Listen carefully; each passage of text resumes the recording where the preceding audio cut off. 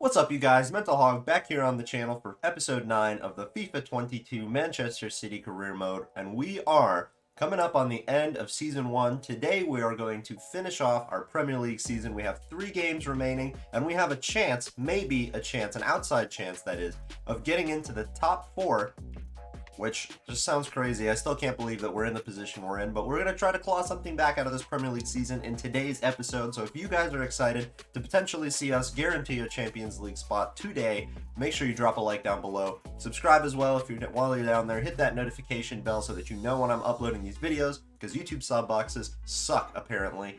And yeah, leave a comment down below for what you guys want to see in a Season 2. I've heard so many comments, rather seen so many comments suggesting, doing a Season 2 with this, doing a Season 2. Everybody seems to be enjoying it and wants a Season 2, so you guys are definitely getting a Season 2 of Manchester City's career mode, so look out for that, after, a couple episodes from now, once we're done with this season, we'll definitely be looking into doing a Season 2. Let me know what kind of changes you guys want to see to this series for that Season 2. But let's hop in and let's play a game. And so our first game of the day is going to be up against 9th place Newcastle United, who just recently got acquired by the country of Saudi Arabia, worth 320 billion euros, I think, which is 15 times richer than Sheikh Mansour, the owner of Manchester City. So excited to see what kind of changes that'll bring to the Premier League in terms of, having Newcastle become another footballing giant once again. Previously they had been a pretty big team traditionally, but have fallen off ever since Mike Ashley took the reins. But now they are back under, new control, new management, all that kind of stuff, new ownership.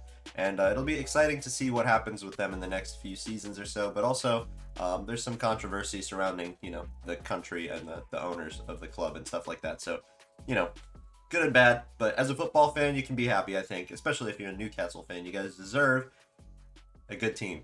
So, let's hop in and get this match underway. First team is fit and ready to go. And let's go to the Etihad and play against Newcastle, guys. Nice to be back in our home stadium. Let's get this game kicked off and underway. Joao Cancelo looking for something inside. There you go. Finds Rodri. Kevin De Bruyne turns his man. Can we take the shot from outside the box? I think so! My God! Kevin De Bruyne from outside the box.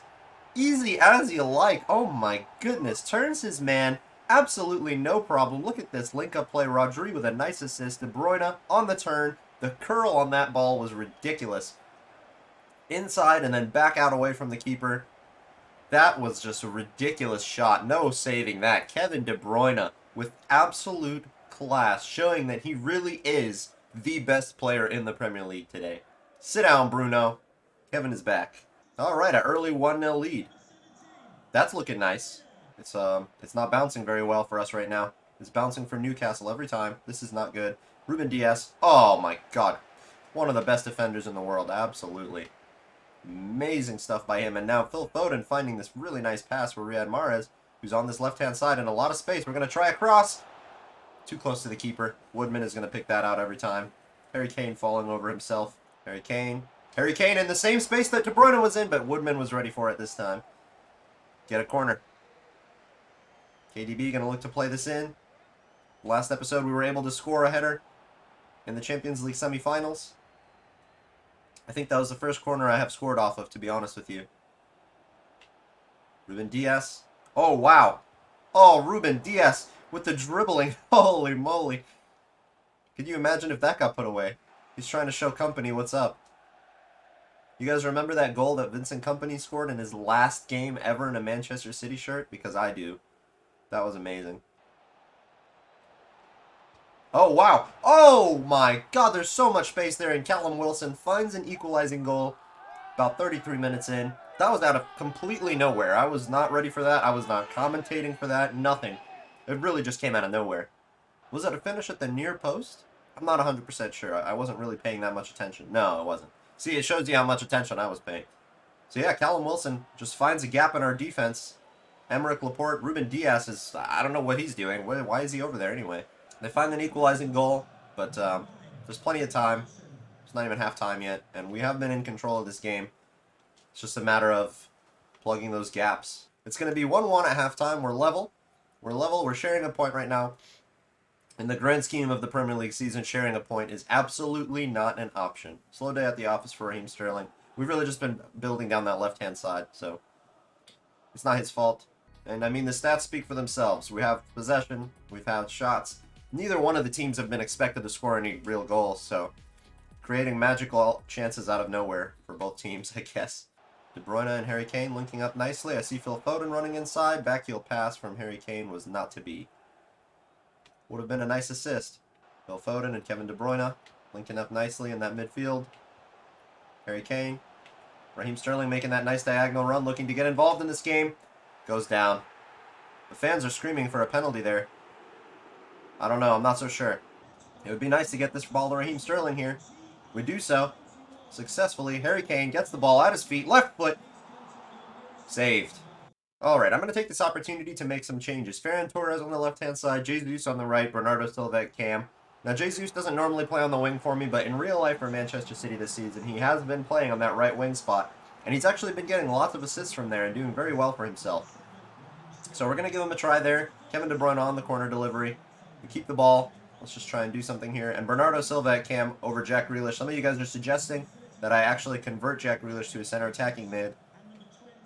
And that is a good idea, I think. He will gain a rating there, and he probably will play better there, but I actually like him out on the wing. I think the dribbling is useful for cutting inside and getting past players out there on the wide part of the pitch. And in real life, that's where he's playing, so not that I'm necessarily trying to match, you know, all the realism of Manchester City in real life. I'm trying to do my own thing with it, but when it comes to Jack Grealish, that's my opinion anyway. But again, this whole game, the ball has just been bouncing for them over and over. So, oh my god, speaking of bouncing for them, Jesus, we've made like 10 interceptions there and just nothing. Stuck. It's not nearly as bad as it was in like FIFA 20 or 21, but yeah, I mean, the ball is just bouncing for Newcastle every single time. Or maybe it will. Bernardo on his left foot. Oh, the keeper was rooted, but I think it's because he knew that he was off target. And we're in out of time. It looks like we're actually going to drop points against Newcastle after all that shit I was talking. He's actually going to give him that attack. And that's going to be it. 1-1 draw against Newcastle. I am very shocked that we weren't able to do anything in the second half. So that one magical moment from De Bruyne was all we could muster. And I think that's our top four just completely done for the season. I mean, I hate to take the drama out of it, but I think after one of these 3 games, we're already fucked anyway. There's just no chance.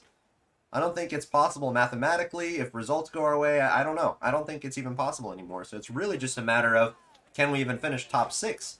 And the way we're going to secure Champions League football is going to be by winning it, I guess. If we can win it. I don't want to, you know, hype us up, but Manchester City needs to be playing Champions League football, guys. So I guess that's going to be our route for it. Possession was 50-50 at the end, so they really clawed back and held on well. And they outpassed us again, and I think the fact that we weren't able to hold on to the ball as well in the second half is really what cost us. I mean, if we look at the table now, we are level on points with Wolves, but they have 2 more games played than we do. So, yeah, I'm not so sure anymore. And we're 2 points behind Chelsea, but again, they have 2 more games played than we do. 4 points behind Leicester, but they have a game on us, so yeah, it's not looking too good, man. We have to play against West Ham now and just hope that somebody somewhere can take some points off of these teams to give us at least some kind of chance. And I really need them to play these games in hand. I need this to happen sooner rather than later, but it doesn't seem like it's going to be happening at all. Alright, I'm simming day by day to check this progress in the Premier League, and Wolves did play their game, and they did actually drop points against Chelsea. So that's actually the best result we could have asked for, because now we're a point behind them with 1 game in hand. So if either one of those 2 teams drop points again, we could realistically really have a shot. But I don't know. It depends on them just continuing to drop points. So it's going to be very, very tough to ask. And also, what's annoying is that they play... Actually, they do play another game before we do. So we will have a more up-to-date version of the table with all teams playing the same number of games before we play our next game against West Ham. So let's see what that looks like. So yeah, like I said, now all teams are on 36 games played. Both teams that we're looking at won their games. So Wolves beat Burnley and Chelsea beat West Ham. Kind of could expect that, right? And actually with that, Chelsea soar to 3rd spot in the Premier League table. Leicester City and Wolves now tied on 69 points each, and we are 4 points behind with 2 games to play. So once again, we're really depending on dropped points for either one of those 2 teams now Our goal difference is not better than either of those teams either, so we really need it to be on points, which is just crazy to me that we've conceded more goals than Wolves or Leicester City. And we scored less goals than Leicester City as well, so it's just been a really tough season for us in the Premier League, guys. I don't know really what it is. I think it's just the level of competition is just so much higher. So something that's interesting to note is that Leicester are going to play Watford next, so that should be a win for them. Wolves are going to play Norwich next, so again, that should be a win for them. Man United and Chelsea are going to play, so that could put a rut in Man United's title race potentially. If Chelsea win, Liverpool could take over that top spot on the one day to play, so that could be crazy. The title race is looking pretty fun and interesting here. It's really going down to the wire between those two rival teams, Man United and Liverpool, who are rivals with themselves and us as well. But yeah, really just a terrible season for us. And then, yeah, we'll just kind of take it one game at a time. So Chelsea is playing Man United, Wolves is playing Norwich, and Leicester is playing Watford. We're playing West Ham, who are no slouch. They're in 8th place, and they're breathing down our necks. I think it's mathematically impossible for them to take our spot. They could certainly challenge for Arsenal's 7th place position, though. All right, our next game here up against West Ham, 8th position in the league. Like I said, looking to get something out of their season as well and maybe push towards that 7th place spot. We are looking to maybe break into that 4th place spot or maybe just get 5th. Just finish as high as possible at this point. I'm going to make a couple of rotations just to kind of help some of the players that are a little bit less happy with their play time, like Ferran Torres, Bernardo Silva. Yeah, so their team looks like that. Our team looks like this. Let's get underway at the London Stadium and just see what we can do. I'm hoping, for 3 points, but we'll see. They have a good team. They have Vlasic, they have Mikel Antonio, Renato Sanchez, Kurt Zouma, Gerard Bowen, Pablo Fornal, Souček. So they have really good players. So it's going to be tough. And Alphonse Areola in goal has always been good in real life and in FIFA. So let's just hop in and see what happens here. Here we are at the London Stadium, the London Olympic Stadium, where they had the London Olympics, of course. They blow bubbles here, but we don't get to see that in this gen version of the game. It's in the new gen, the next gen version, not on previous gen. And I've been thinking a little bit about why we're doing as bad as we have been, and I think it's a few reasons, right? Obviously, the quick simming was just the worst idea ever. I found out in the last episode. Visual simming, interactive match simming, is the way to go. And also, I'm kind of remembering that, this game is it's pretty new. It's only been out for not even a month, and I'm adjusting to the gameplay, and I'm playing on Legendary difficulty. Not that any of that is an excuse, but, it is something that should be considered, I guess, as far as why we didn't have necessarily the best season with one of the best teams. Bernardo Silva today going to be looking to make a case for more game time. He has been rumored with a move away in the past couple of seasons, actually. So, hold on a second here. Oh, De Bruyne almost beating Areola at the near post. But Bernardo Silva has been rumored with a move away from Manchester City. Unhappy with his playtime for a couple of seasons now. And I like him. I think he's a really cool character. Everybody likes Bernardo as a person in the changing room from what I've heard. And any YouTube videos I've seen of, him doing interviews and stuff. He just seems like a really cool guy. Obviously, can't judge somebody just based off of that, but...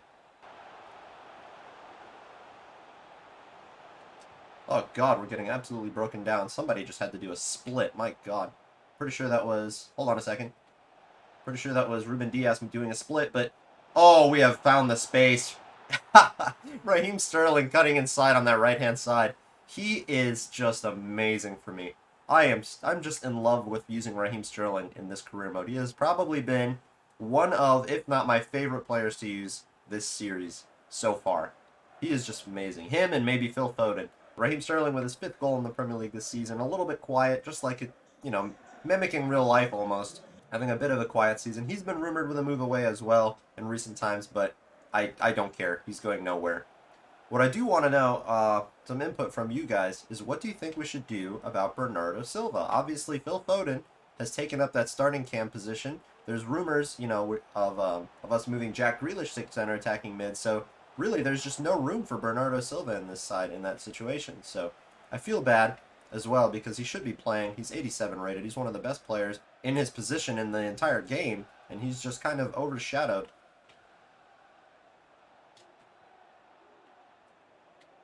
Ooh, that's interesting.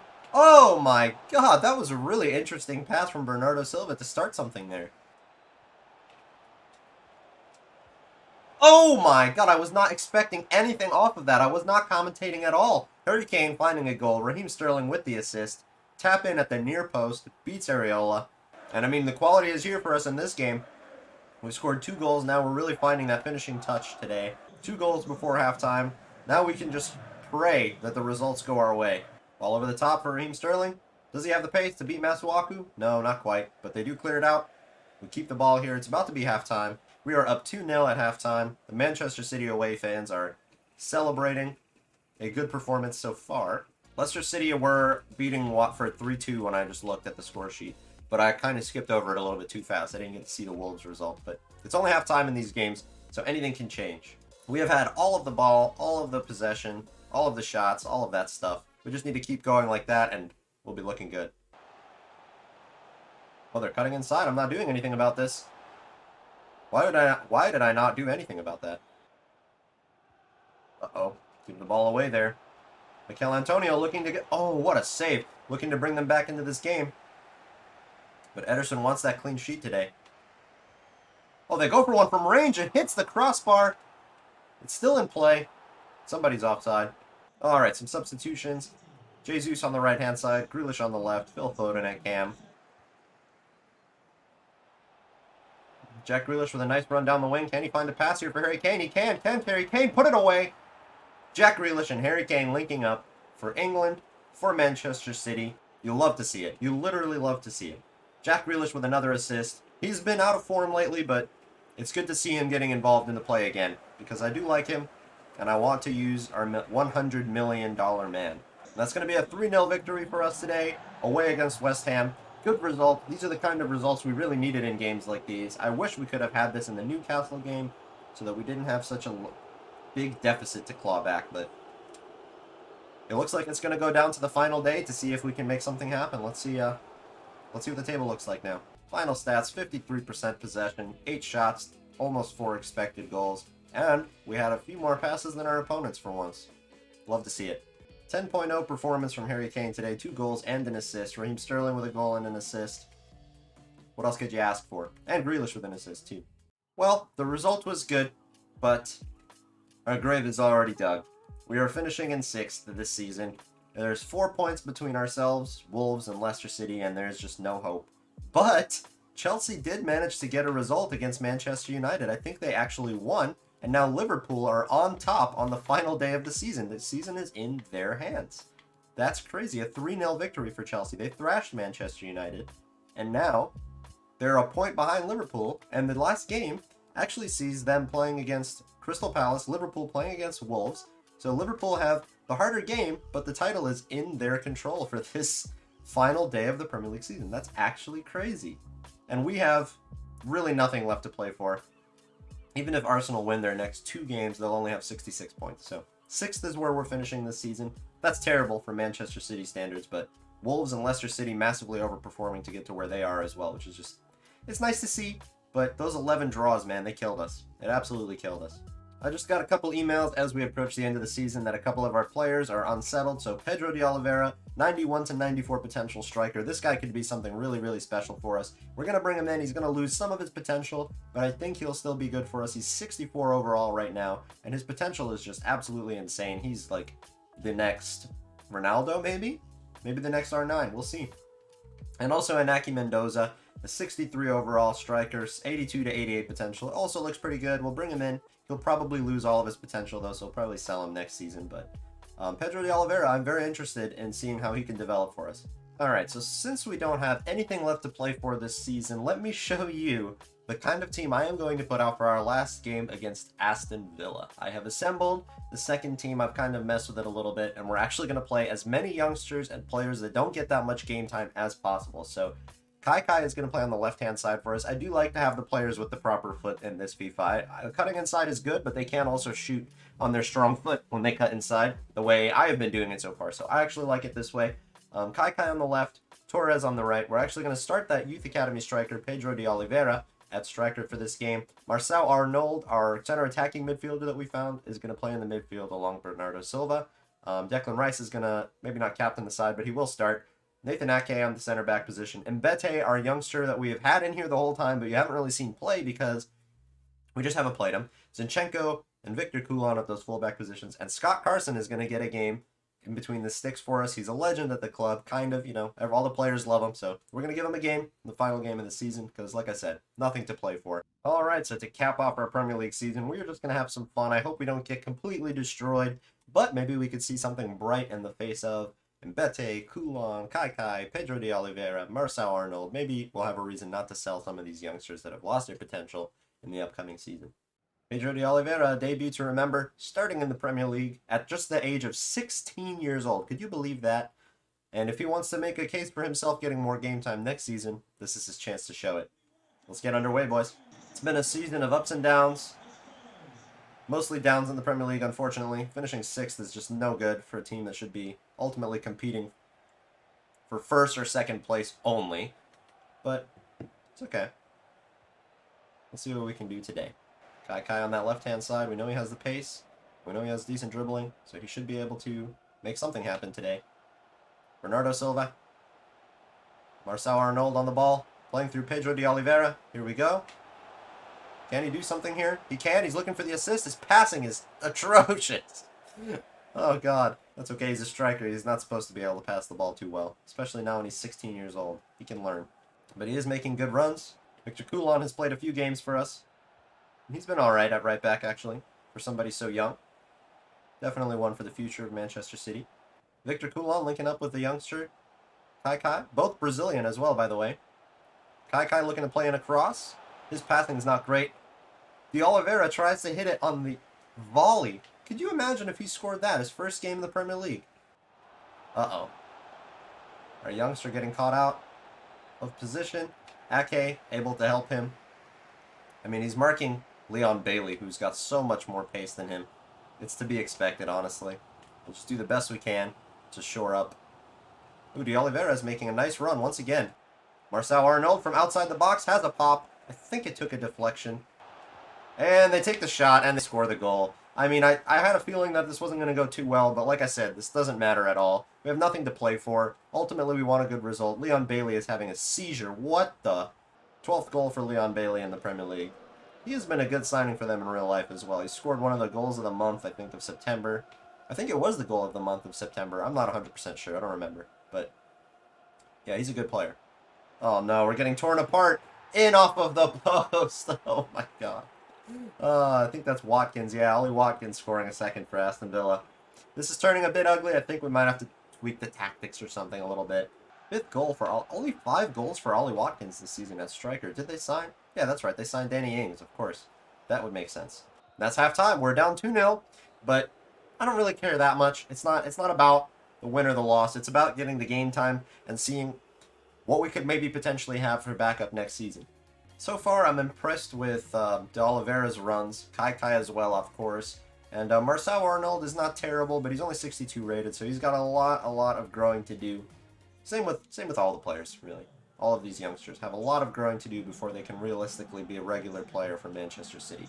So I don't think we'll really get to see them play a lot of games at any point in this series, unless we did, you know, like a 3rd or 4th season. But I'm not really looking to do that with Manchester City.